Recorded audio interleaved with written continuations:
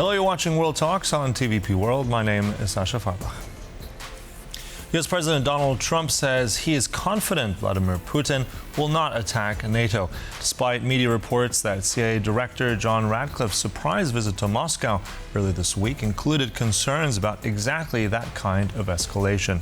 Just after Ratcliffe's visit, Belarusian leader Alexander Lukashenko headed to Moscow for talks with Putin, following a surprise combat readiness inspection of Belarusian forces. All this comes as Russian attacks continue to hit Ukrainian cities and critical infrastructure. Joining us now is Victoria Voytsitska, energy expert at the International Center for Ukrainian Victory. Good to have you back with us. Welcome. Thank you for having me, Sasha. So, Donald Trump, prompted exactly after this visit of the CIA director, said to a reporter in the White House he's not going to be attacking NATO territory, referring to Putin. Now, if we look at especially what Ukraine has seen since Russia's attacks since 2022, that full-scale invasion, where do you think the president's confidence comes from? Frankly speaking, I have no idea where this confidence is coming from, especially taking into account the developments near Ukraine-Belarus borders, where Belarus is putting extra efforts in building additional infrastructure, the railroads from Gomel towards Ukraine, giving those drills that are happening in Belarus. And I want to remind everyone that the full-scale invasion in February of 2022 started actually not just from the Russian territory and the occupied territory of Donetsk and Luhansk regions, but from Belarus as well. So, giving the intensified attacks, including ballistic attacks, including Shahid drones attacks on Kyiv and other regions, I don't understand where this certainly of President Trump is coming from, especially taking into account that all those signs that I've listed, those are the signs of Russia and Putin himself feeling actually anxious in terms of not achieving the results that they were planning to achieve with the full-scale invasion of Ukraine, given the fact that the local or Russian so-called elections are coming, and there is no other way but for Russia to mobilize more people to even keep those territories that they've occupied in Ukraine under their control. So taking all of those factors, for Putin, he needs a small victory. And the easiest way is to task the NATO nations and the NATO countries with respect to their readiness to deal with the possible attack in small scale, in hybrid form. But I wouldn't be so sure, as Trump says, that it's not going to happen. I think otherwise. Mm-hmm. And also, you mentioned already, I mean, let's talk a bit further, I mean, with Lukashenko. I mean, this is a close ally of Vladimir Putin. You mentioned that assault into Ukraine came partially also from Belarus in 2022. I mean, his invitation, his trip now to Moscow, I mean, very quickly after this visit of Ratcliffe of the CIA in Moscow, now this inspection, do you think that the timing there, does that matter for us? I mean, what do you read into that? And what should Ukraine watch for, and what should allies watch for now, what's happening in Belarus? How I read what is happening in Belarus, I read it from different perspectives. First and foremost, the drills that are happening right now, for the first time, they include the whole vertical from the Ministry of Defense of Belarus up to the lowest level, the smallest unit. So the drill, the training is the one that basically is trying to mimic the real-time wartime exercises. First, that's the first point. The second point, as I mentioned, the fact that Belarus is working right now, is putting all its efforts in building the infrastructure, railroad infrastructure from Gomel to the borders with Ukraine that would allow them to bring heavy machinery, equipment, military.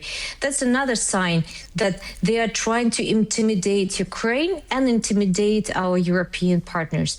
And the third point, most important, all of that is having an impact on our Ukrainian strategies and our tactics, because it means that we will need to use certain volume, certain parts, certain numbers of our forces and redeploy them from, for example, east to protect from the east of Ukraine, from Donbas region, to protect our borders with Belarus. Of course, it's not going to have a detrimental impact, but still it means that we will need to relocate certain number of personnel, equipment to protect those borders. So it's of course, it's a play, the Kremlin books play how to weaken our defense in the east with the help of Belarusian, the aggression, the possible aggression from Belarus. Mm-hmm.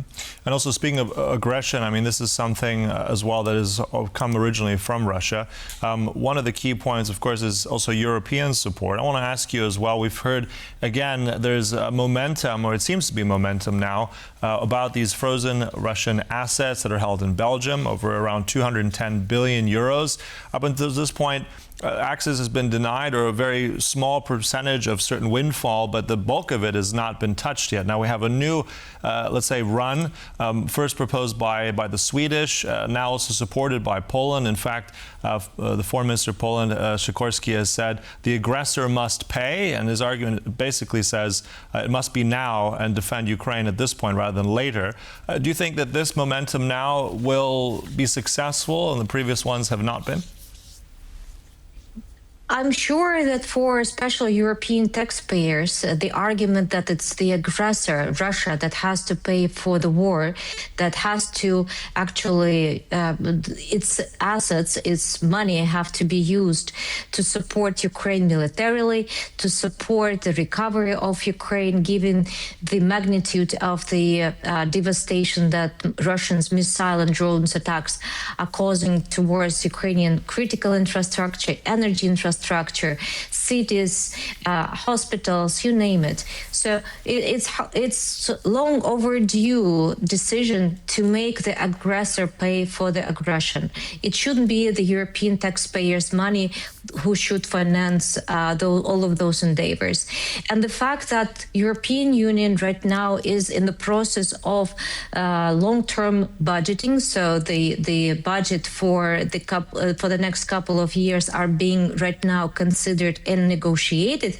This letter to the European Commission from the three countries, Sweden, the Netherlands, and Poland, has a perfect timing, and I'm sure that Europeans, most of them, will support this initiative because the aggressor has to pay, not the European taxpayers. Mm-hmm.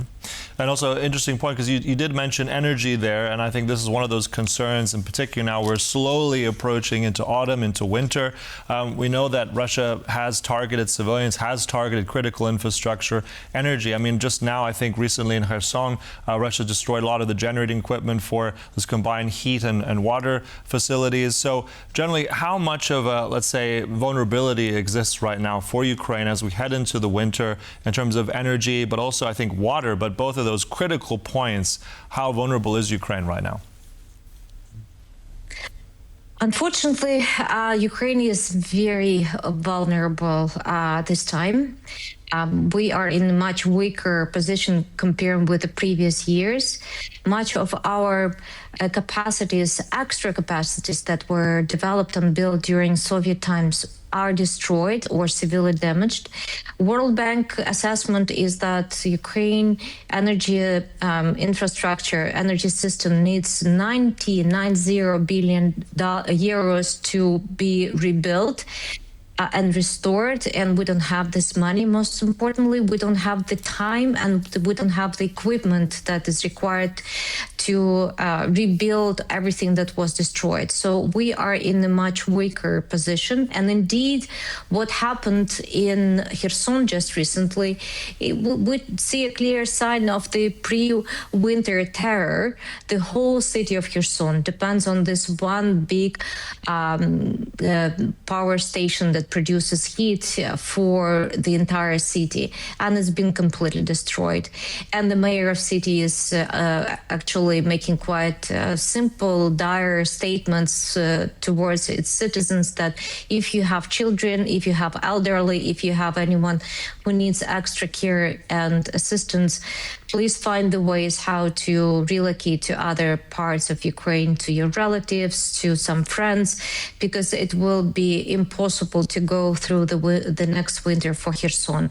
And the same scenario is prepared, I'm sure, for other cities, including Kyiv, because we already see during the last couple of attacks, waves of attacks that are happening right now, almost every 2-3 hours, actually. I'm in Kyiv right now, and our air raids, alerts are happening every other hour. So we see waves and waves, new waves of drones coming towards, including thermal power plants and other critical infrastructures. So it's going to be quite a challenging winter for us. Yeah, and indeed. And I think also, as you said, those attacks continue. So we do hope that you remain safe and Russia launches more attacks, and we know very much targeting a civilian infrastructure and population. Look, we'll have to close it there. Thank you so much for that. Always a pleasure having you. Thank you. That was here Victoria, Voytsitska, energy expert from the National Center for Ukrainian Victory. Thank you so much. And thank you for watching World Talks, but do stay right here on TVP World for more news and commentary throughout the day. Goodbye.